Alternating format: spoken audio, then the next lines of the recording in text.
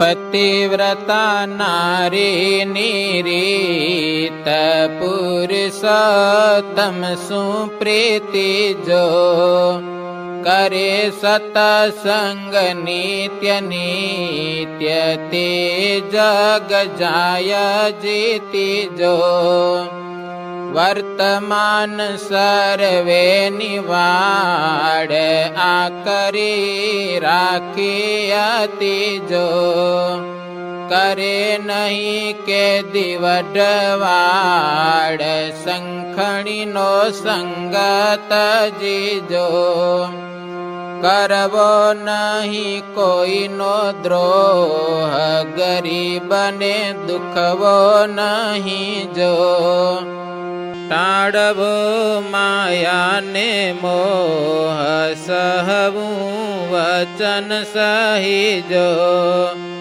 सुख दुख सहवू शरीर अकड़ाई जावू नहीं जो वैष्णवानंद कहे धीर पतिव्रता नारी जो वैष्णवानंद कहे धीर पतिव्रता नारी जो।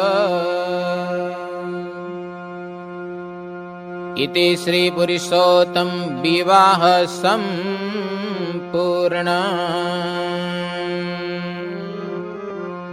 सहजानंद स्वामी महाराजनी जय। श्री स्वामी नारायण भगवाननी जय।